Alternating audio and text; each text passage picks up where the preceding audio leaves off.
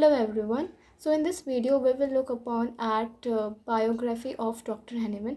और ये बहुत ही क्रूशल टॉपिक है फर्स्ट ईयर में, और एज इट इज़ उठ के आ जाता है यूनिवर्सिटी एग्जाम में, whether in short answer question even in long question answer it can come. तो ये जो नोट्स मैं यहाँ पे तुम्हारे सामने लेकर आई हूँ, ये एक प्रिसाइज है सबसे पहले, और ऊपर से सब कुछ जो इसमें लिखा है इट इज़ एन ऑर्डर. ठीक है, कुछ भी ऊपर नीचे नहीं है. तो सबसे पहले सबसे इम्पॉर्टेंट चीज़ आती है, what is the full name of doctor Hahnemann. So it is doctor Christian Friedrich Samuel Hahnemann.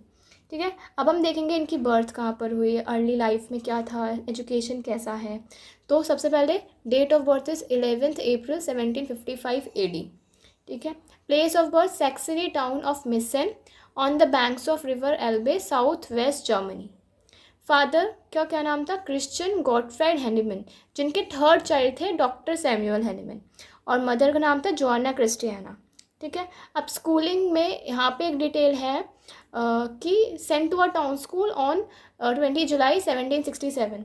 मतलब एट द एज ऑफ 12 वो एक टाउन स्कूल में थे. ठीक है, बिल्कुल स्टार्ट कहाँ से किया है इट इज़ नॉट मेंशन, और इतना भी इम्पॉर्टेंट भी नहीं है. 16 ईयर्स के जब ये हो गए तब इन्होंने प्रिंस स्कूल में एडमिशन लिया. ओके, तो 16 ईयर में 11th कह सकते हो तुम.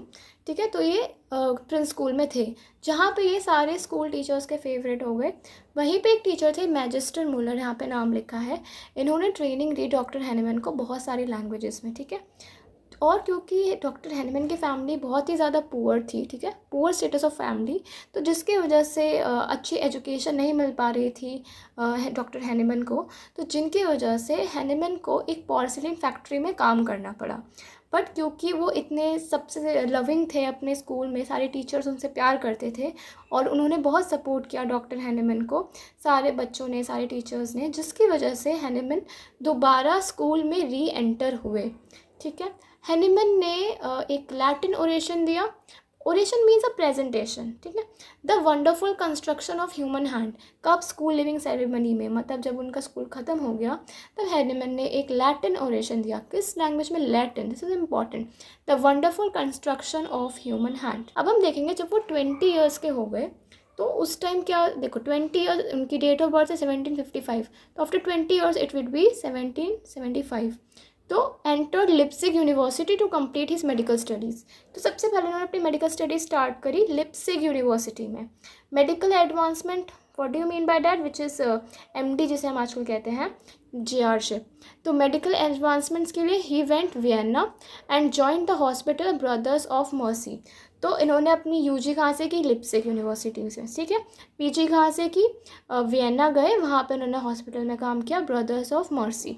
फिर जब ये 24 ईयर्स के हो गए तो इनको मास्टर डिग्री मिल गई इरलैंगन यूनिवर्सिटी से.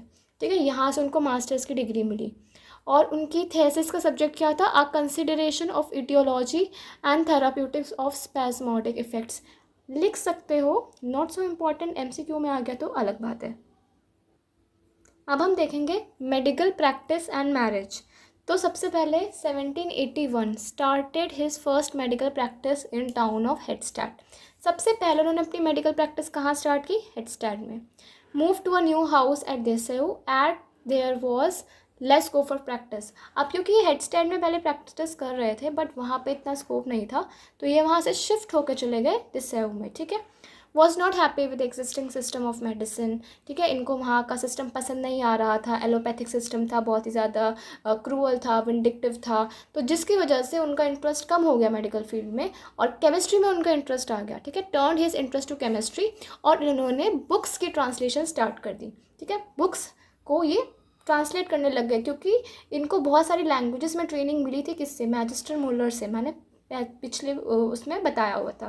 ठीक है, अब ये क्योंकि ट्रांसलेशन का काम करने लग गए थे तो he became famous for this. ठीक है, अब इनके यहाँ पे कुछ वर्क्स दिए हैं. His works were published in a magazine. तो इनका जो काम था मैगजीन में पब्लिश किया गया, क्रेप्स मेडिकल ऑब्जर्वेशन, जिसमें arsenic poisoning, ascertaining purity of wine and drug. ठीक है, ये उनके काम है जो यहाँ पे लिखे हुए हैं.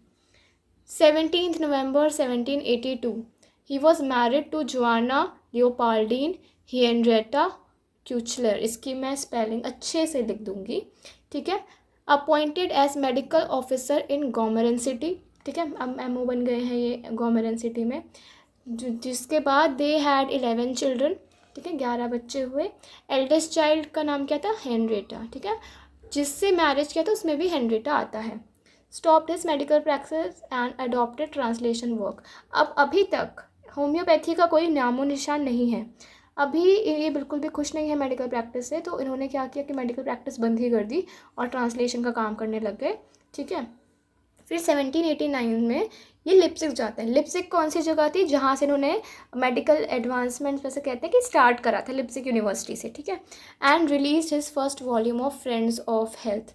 तो सबसे पहले ये लिप्सिक यूनिवर्सिटी में जाके अपना बुक रिलीज़ करते हैं, फर्स्ट वॉल्यूम, जिसका नाम था फ्रेंड्स ऑफ हेल्थ। 1792 में इसकी फर्स्ट एडिशन आई थी, 1795 में इनकी सेकेंड एडिशन आई थी। And you have to learn these years in order, और ऐसे ही याद होगा। अब the homeopathy comes in picture, कि कहाँ से आ रहा है होम्योपैथी। अब क्योंकि हैनिमैन तो सिर्फ ट्रांसलेशन का काम करते हैं, मेडिकल प्रैक्टिस में इनको इतना इंटरेस्ट नहीं है, तो one day what he was doing, Hahnemann was translating doctor William Cullen's. तो डॉक्टर विलियम क्यूलिन्स की एक बुक है a treatise on materia medica, ठीक है, तो इसको ये ट्रांसलेट कर रहे थे इंग्लिश से जर्मन में। यहाँ पे लिखा है डॉक्टर क्यूलिन अलॉटेड। तो डॉक्टर क्यूलिन ने क्या लिखा था उस बुक में, 20 पेजेस उन्होंने लिखे थे सिंकोना बार्क के बारे में, कि हाँ इसके ये सारे प्रॉपर्टीज़ हैं, तो ठीक है। फॉर इंटरमिटेंट फीवर, मतलब ऐसा लिखा था कि सिंकोना बाग से इंटरमिटेंट फीवर ठीक हो जाता है, ऐसे करके लिखा था। ये सारे इफ़ेक्ट्स हैं पेरुवियन बाग के, ठीक है। अभी तक होम्योपैथी का कोई यहाँ पे पिक्चर नहीं है। तो जब हैनीमैन ने ये पढ़ा तो वो बिल्कुल भी खुश नहीं हुए। तो उन्होंने बोला कि ऐसा कैसे हो सकता है कि भाई ठीक हो रहा है पेरुवियन बाग से इंटरमिटेंट फीवर। तो वो अपने आप पे ये चीज़ एक्सपेरिमेंट करने लग गए। तो how he did it, he took 4 drams of cinchona bark extract. Cinchona bark extract लिया 4 ड्राम। ड्राम में क्या होता है, यूनिट होती है, ठीक है, फार्मेसी में तुम लोग पढ़ोगे। ट्वाइस अ डे, मतलब एक दिन में 2 बार ये 4 ड्राम सिंकोना बार्क की लेने लगे, ठीक है। एंड व्हाट ही नोटिस्ड कि उनको मलेरियल फीवर हो गया है, ठीक है, जस्ट 4 ड्राम्स लेने से।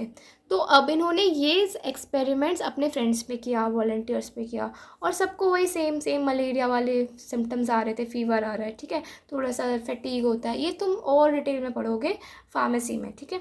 1792 में क्या हुआ, because he was very poor, poverty में रह रहे थे, तो उन्होंने एक इंचार्ज बन गए ये असाइलम में। What is asylum, is a mental hospital. और ये कहाँ पे था असाइलम, जॉर्जेंटल, ठीक है, इसकी भी एग्जैक्ट स्पेलिंग आ रही होगी। ही क्योर्ड अ होवेरियन मिनिस्टर क्लॉकेनबर्ग।